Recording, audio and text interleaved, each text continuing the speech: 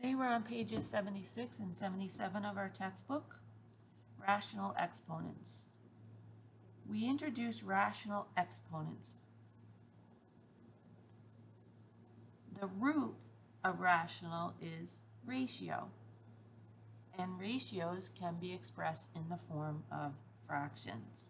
So a rational exponent can also be known as a fractional exponent. So we're going to be looking at exponents that are in the form of a fraction. If n is a positive integer, then x raised to this fractional exponent, m over n, and the numerator of our fractional exponent is considered the power,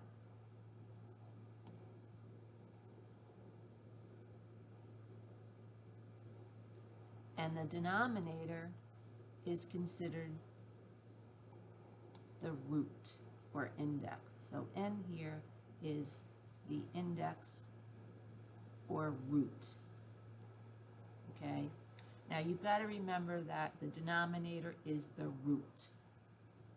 And the way I remember it is, if you think of the fraction bar as the ground, what lies below the ground is the root of the plant. So x to the m over n is equivalent to the nth root of x raised to the power of m. So that x to the m over n is equal to the nth root of x raised to the power of n. This is considered radical form. Right? Writing it like this is radical form.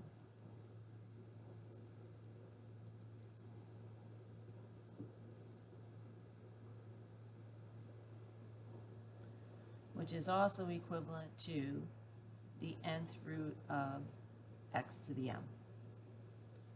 This is the most common way we're going to use, is this way. Okay, so x to the 1/2 would be equivalent to, we want to write this in radical form, it would be equivalent to the second root of x to the power of 1, right? Which is square root. And when something is square root, we usually omit the index 2. So this is the square root of x. X to the 1/3 would be equivalent to the cube root of x to the power of 1. I'm not going to write the power of 1 each time, because anything to the power of 1 is just the anything. X to the 1/4 would be the 4th root of x. X to the 2/3 is equivalent to the cube root of x raised to the power of 2. So we're taking the fractional form and writing it in radical form. X to the 3/2 is equivalent to, the root is 2. It's the square root of x raised to the power of 3. And again, with square root, we usually leave off the index of 2.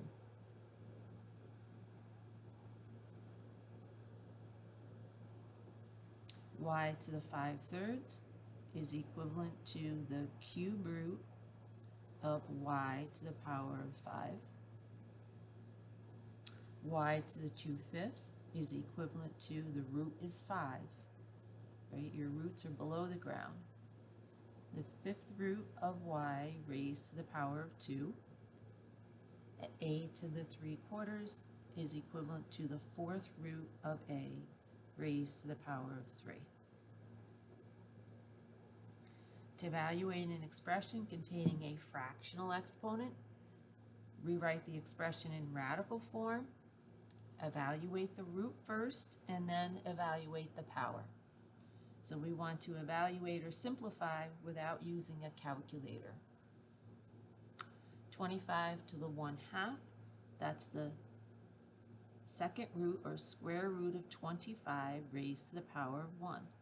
The square root of 25 is 5. 5 to the first is 5. 27x to the 1/3. This is the cube root of 27x raised to the power of 1.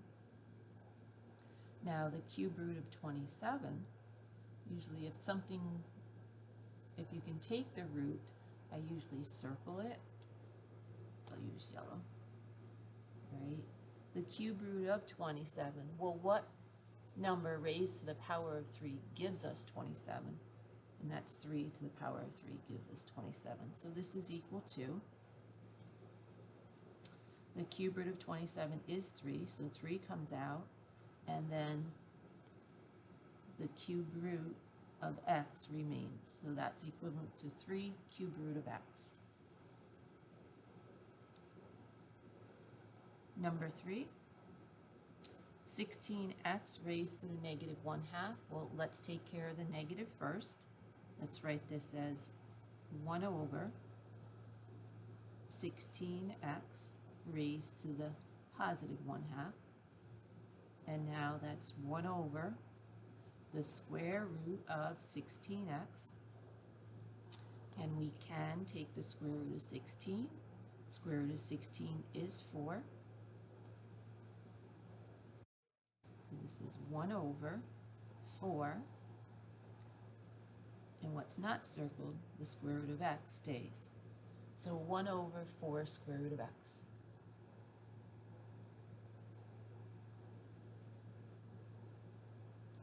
Number 4, 125 raised to the negative 1/3.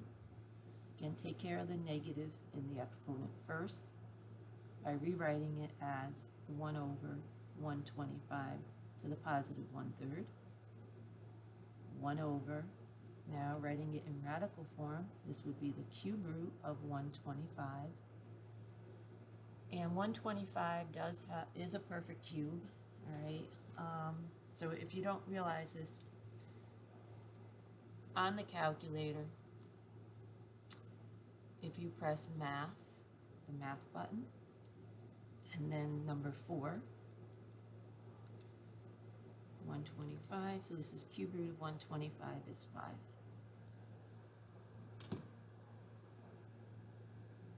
Okay, so that's a perfect cube root. The cube root of 125 is 5. This is 1/5.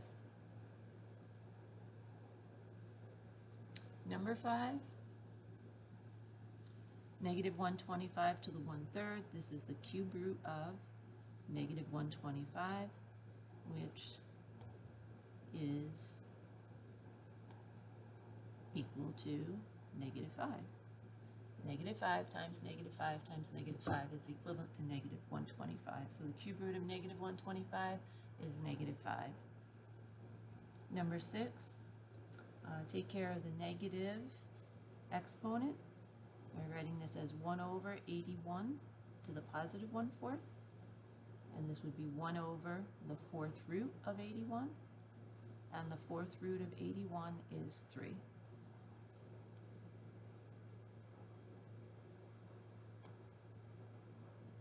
So this is equivalent to 1/3. 27x raised to 2/3. 3 is the root. So this is the cube root of 27x squared. And 27 is a perfect cube. Its cube root is 3. So 3 comes out. What's not circled remains. Cube root of x. Now this whole thing is raised to the power of 2. And distribute. 3 squared is 9. Cube root of x squared. I'm just going to put the square underneath the radical. Just looks nicer that way.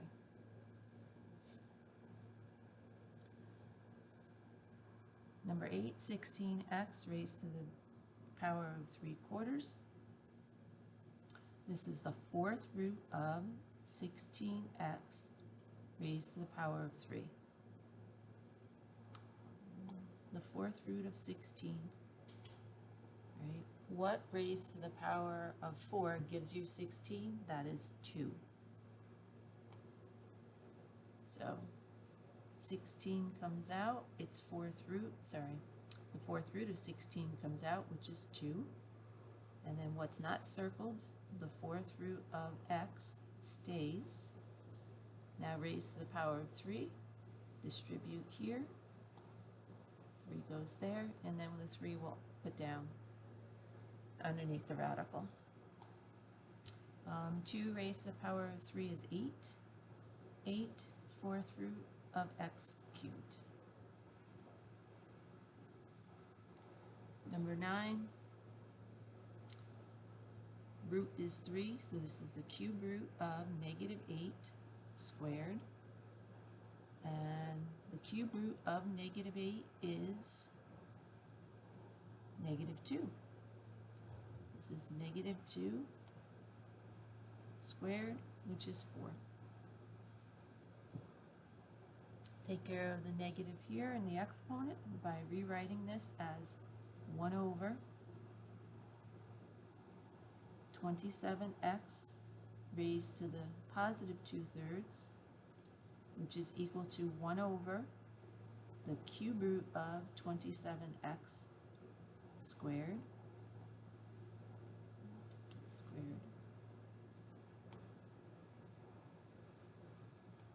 The cube root of 27 is 3.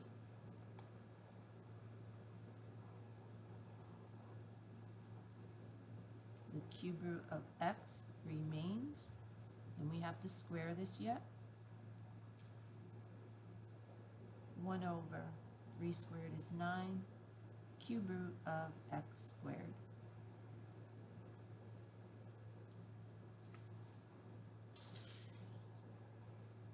Continuing, number 11. Again, the root is 3, cube root of 8/27 squared. The cube root of 8 is 2, the cube root of 27 is 3. This would be 2/3 squared, which is 4/9. Number 12, take care of the negative exponent by actually taking the 8/27 and flipping that 27/8 raised to the positive 2/3. Now in radical form, this is the cube root of 27/8 raised to the power of 2. And the cube root of 27 is 3. The cube root of 8 is 2. This is equal to 3/2 squared, which is 9 over 4.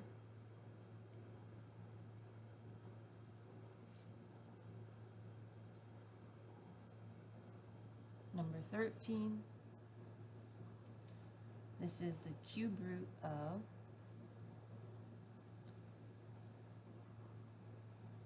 almost looks nicer if we would just distribute. Let's see, cube root of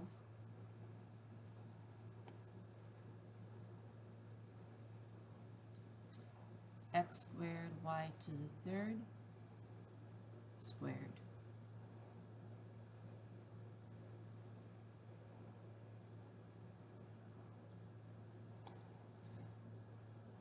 The cube root of y to the 3rd is y, so y would come out. The cube root of x squared stays, and then this is raised to the power of 2. Okay, so distribute, this is y to the power of 2. Cube root of x squared raised to the power of 2 is now x to the 4th. But now this can be simplified because x to the 4th is equivalent to x to the 3rd times x. It's just a little step that I'm trying to show you here. And now the cube root of x to the third is x. Let's move over. So we have y squared x, and then the cube root of x remains.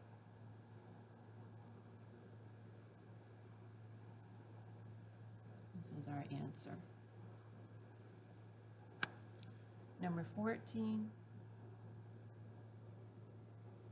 Oh, we don't have a fractional exponent here, so let's just distribute. 4 to the power of 3, x to the 1/2 times 3 is 3/2, and y to the power of 3. And 4 to the power of 3 is 64, y to the power of 3. And this is x to the 3/2 would be the square root of x cubed, which can be simplified because x cubed here is the same as x squared times x, and the square root of x squared is x. So x would come out, so we have 64 x y cubed square root of x. Next group, we want to rewrite using rational exponents and simplify your answer. Okay, so using rational exponents, so as a fraction, 4th root of x to the 6th is equivalent to x raised to the fractional exponent 6 over 4, and let's just reduce. 6 over 4 reduces to 3 over 2. So x to the 3 over 2.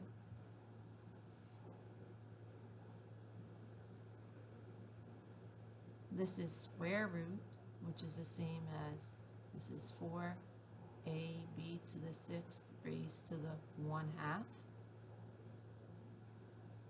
which would be 4 to the 1/2, a to the 1/2, b to the 6/2. And the square root of 4 is 2, a to the 1/2, and b to the 6/2 is equivalent to 3. So 2a to the 1/2, b to the 3rd. This is cube root. This would be equivalent to 27 to the 1/3.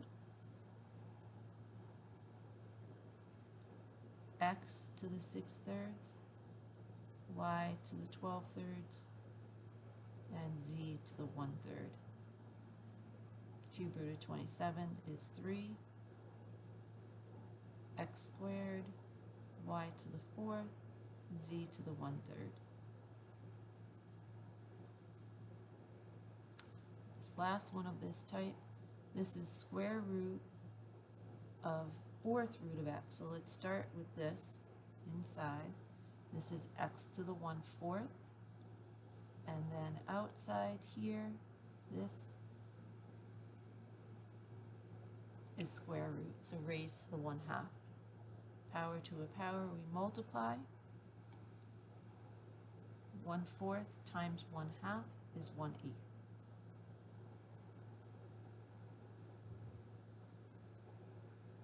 Evaluate each function for the given value. Okay, so replace x with 9. 9 to the 3/2 plus 9 to the 1/2. 3/2, this is square root of 9 raised to the power of 3 plus square root of 9.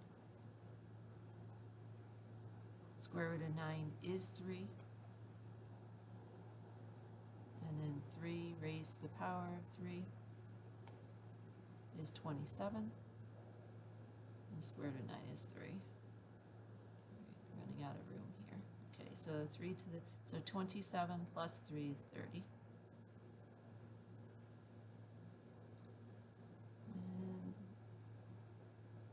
And these are not like terms. So replacing x with 8, we have 4 times 8 to the 2/3 minus 8 to the 4/3. Okay, 8 to the 2/3, that's cube root of 8 raised to the power of 2 and the cube root of 8 is 2. So 4 times 2 squared. 2 squared is 4, and then 4 times 4 is 16. Minus 8 to the 4 thirds. That's the cube root of 8, which is 2 raised to the power of 4. Cube root of 8 is 2. And then raised to the power of 4. 2 to the 4th is 16, so 16 minus 16 is 0.